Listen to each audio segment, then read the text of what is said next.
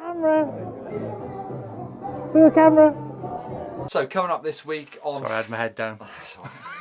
Time to sample some more of the local delights. Yeah, much to sample more local focaccia, Don. Pizza this is, but yeah. Hello and welcome to EMBN Show number 4. Crikey, are we only 4 weeks old, Don? Feels like a lifetime, doesn't it? When do puppies open their eyes? I don't know, or cats.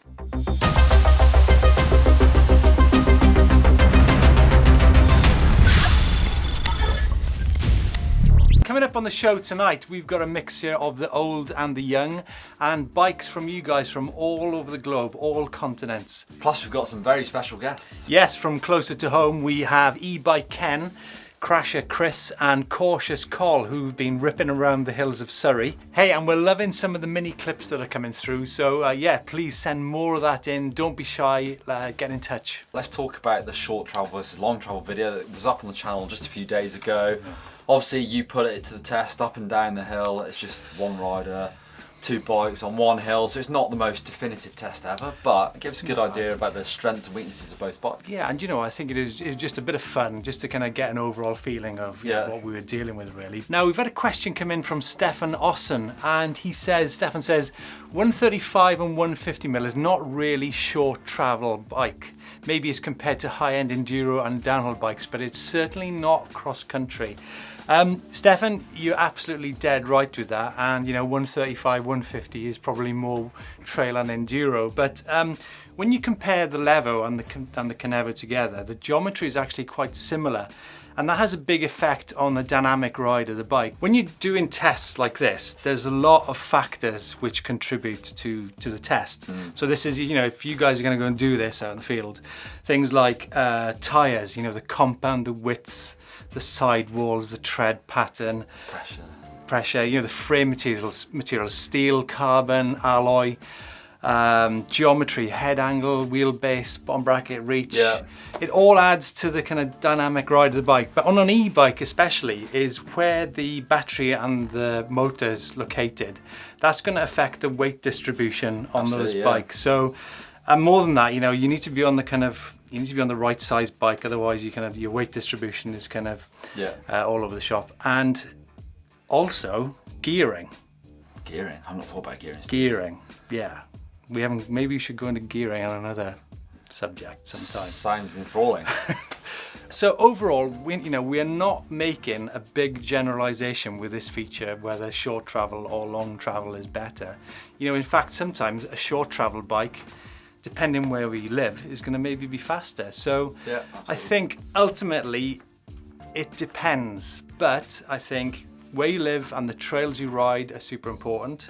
I do think that 160 fork, a big fork up front, is a good thing to have on a bike. I think it's good. I mean, from my experience, I'm riding a 180mm bike up things I never thought I'd be able to do. It's going down a hill much better than I ever thought it would. We've actually got a video coming up soon where I ride it down a really rough downhill track in San Remo, so it's another test coming off the channel very soon. But you're right, I think that, you know, the Canevo at 180 is incredibly capable. Yeah, absolutely. But then, you know, you'll take that 135 Canevo to the Surrey Hills and it'll be able, because it's lighter, it'll be able to pump that ground a load quicker. So, so I think the conclusion is as well, you know, depending on what you're going to buy, don't overestimate the type of terrain that you ride. So who'd have thought it, 180mm travel bikes uphill. Great. Which reminds me, we just come back from a bike show and I saw a 180mm Fantic from Italy. No, that makes you think of motorbike trials bikes, but they're making e-bikes as well. Looked pretty good too, didn't it? It's got a Bros motor, like the Specialized, so you know, super silent, nice, smooth assistance. Yeah, and more news this week. We've just got some new hats coming in. Guess what then? Yeah. Okay. Get rid of this one. Don't want that anymore. There you go. Some more. EMBN hats. Check them out on somewhere. Shop.embn. So, turning our attention back to the real life and the real trails, had a message from Mark Hughes a couple of days ago. The Welsh footballer. Anyway, we've had a message from Mark Hughes in Surrey, and he's got this video called E-Day Out, which is a nod to Danny McCaskill's excellent We Day Out. Check. Is it just as good? I think it's even better. Really? I think it's hilarious. 15 million views. Yeah. What, on the Surrey Hills, guys? That's going to have to if it's better than Danny Mac. Don, that looks like a real bunch of characters having a great time. It goes to prove it's not just like Brendan Fairclough and Ollie Wilkins that are slashing around the Surrey hills. It's the infamous e-bike Ken as well. E-bike Ken. Curious? No, I've forgotten the name. Curious George. Curious George. I think we need to get in touch with them. Mark, thanks so much for sending that video in. It's ace. And before you go thinking that the show's all about old guys, check out this video from 11-year-old Danny Willis from New South Wales, Australia, who's ripping around the trails on his Specialized Canevo. Like a 22 kilo bike and a 35 kilo rider. What's been going on in the comments this week, Steve? Well, my first comment, Don, is, are you keeping the hat now? That's mine, thanks. All right, great. Had some great comments in relation to last week's topic, which was about power or distance. And in general, I think the consensus was that most people wanted more distance and range out of their batteries than more power. Yeah. Had one here from Martin Frith. No more power.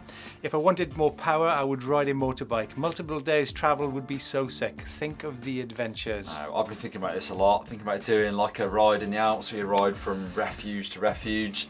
Just carry your charger in your backpack, so you probably find power out in the refuge. Yeah, do you know what? I've actually been looking at bags to carry spare batteries as well. Yeah, it's going to be amazing. And you can just stop for big days. Insane, yeah. I mean, Tim Lockwood's same sort of ideas really. I'd like to be able to ride further for some really epic days out. Although I did do the Borrowdale Bash on my Cube Stereo 140 and only used 1 bar of electric, so eco mode nearly all the time. So you can do big days on them. In big mountains, the Lake District. Yeah. Yeah, we've actually had a lot of feedback in relation to batteries and motors, and I'm glad to say that over the next few weeks we will be bringing you some real tech on each of the different motors, from Shimano, Bosch, Specialized, Rocky Mountain, the lot really. So keep your Graham Clift's actually on that note as well, sort of more of a technical question about electrical components, obviously the contacts between the batteries and the motors. Yeah. Obviously don't mix well with water and mud. What can I do to avoid getting in there in the first place? With something like electrical grease on all contacts, plugs, etc., help keep moisture out? I'm sure it would. But to be honest, I've not had a problem at all with it yet. No. The bikes are so well sealed that nothing's got in there, even with washing the bikes. But I have heard something like WD-40, obviously get it in there, that gets the water out of there, so it works really well on that. Just standard WD-40, right? Yeah, stuff like that. I tell you what I'd like to do. I'd like to take a e-bike through some big deep fords to see how they, how do really some lake jumps, something like that. Yeah. So yeah, keep an eye out. We should be able to answer all those questions over the next few weeks.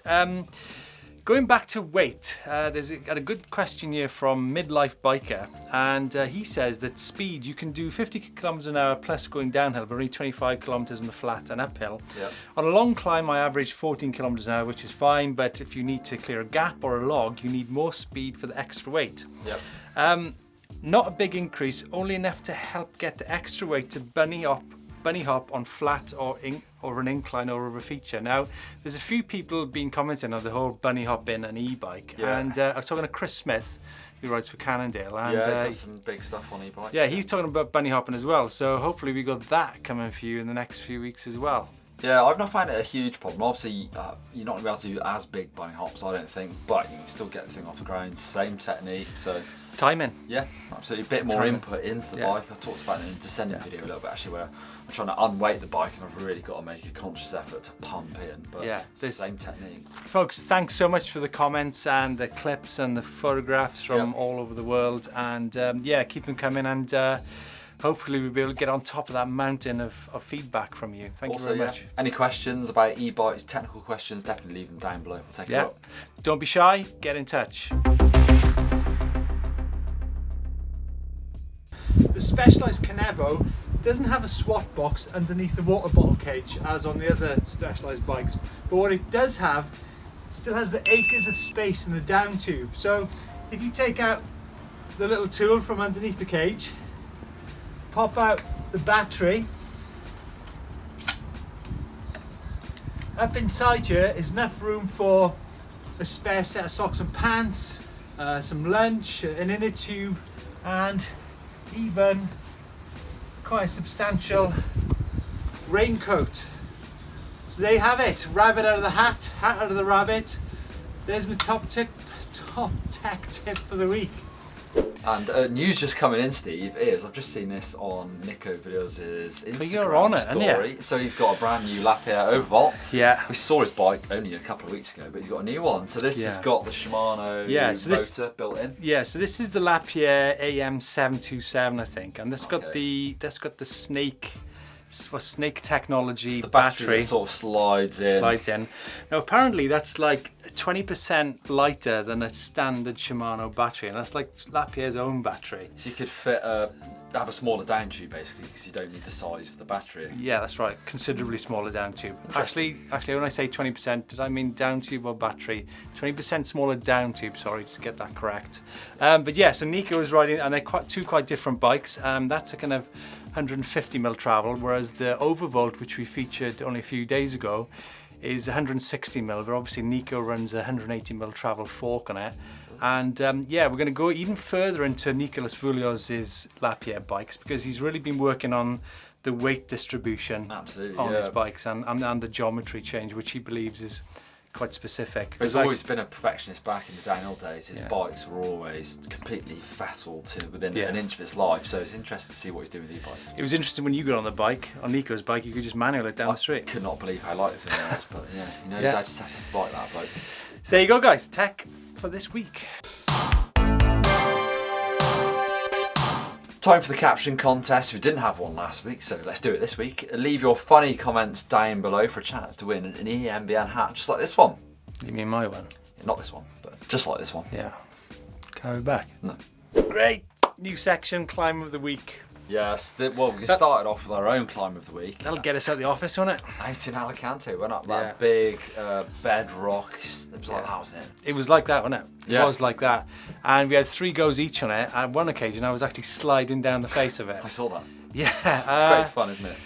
Yeah. I mean, don't underestimate how steep this rock really is. It was maximum energy to get up there. My heart rate was through the ceiling. My head was over the bars trying to stop it from wheeling, getting loads of grip. But we want to see your climbs of the week, so send us your videos, show us the climbs you're trying to get up on your e-bikes. Yeah, and we can do some as well, right? Definitely. So wrapping it up from our puppy-eyed show number 4. Is that right? Yeah. Damn, we forgot the smoke machine. Oh, next week. Smoke machine. Okay, into the bike vault.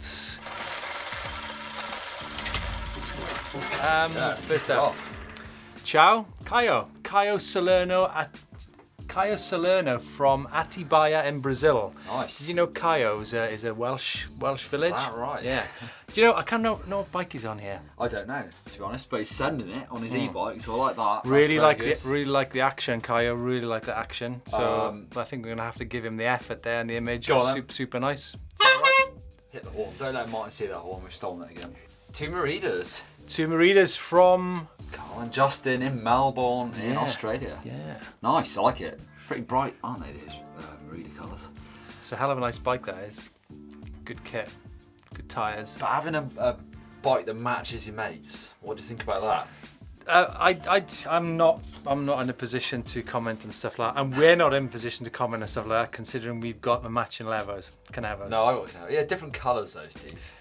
Yeah, but so what? If those guys want to have those bikes like that, fair enough. You press on, because they're great bikes, really good bikes. I think that's just a nice though, I'm afraid. Sorry, boys. Okay, now we have Henry Hester, who's from San Diego, and he's an ex-skateboard world champion. Is that right? He's got a very good taste in jerseys, so I like that. Nice. Nice work. Super nice. But what do you think? You can't see the bike though, Steve. Yeah, I like the action. Again, more action in the bike vault, please. Don't know what bike you're on, so I'm afraid that's just nice of me, but I've seen the pictures. Yeah, nice one, Henry. No, who's this, Don? Miguel Irurita. Sorry, I can't. Well, he's from Valdebravo in Mexico. Wow, worldwide, that's another Specialized, the Levo. Yeah. Actually, a lot of Specialized, but check out his riding. You can see in the background. He looks like he's in the Rio deal. He's in the Valdebravo. Nice, I like it. Yeah. Very cool. Yeah.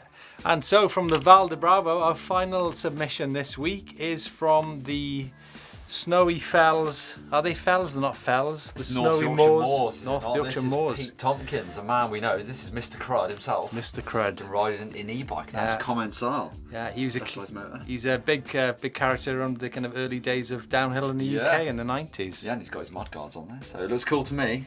Look at the weather he's riding it in. You can get up in the snow and just crack on, can't you? Nice one, Pete. Nice one. Nice bike. That's it for the bike vault. Keep sending your photos of your bikes to that email address on the screen now, and hopefully we'll get it in the vault. This week on the channel on Friday, I give you my top 5 e-bike tips. Yes, and Sunday is an e-bike versus downhill bike test coming from one of the most famous tracks in northern Italy in San Remo, and that's an e-bike with a motor off. That's a really, really interesting feature you need to tune into. Super rough technical track of that. Massive track. Yeah, spent some hours there. Monday we've got a maintenance video, and then on Wednesday we're back here for the EMBN show. Yeah, so please continue to keep in touch. Send us the places you've been riding, send us your bikes, and yeah, get yourselves in those photographs as well. And yeah, want to see those cool pictures. Yeah. If you want to see some more videos, click over here for Nicholas Videos' e-bike tips, and over there for the man's pro bike check. Yeah, so don't forget to give us a thumbs up and to subscribe. Hit that button. Yeah. See ya.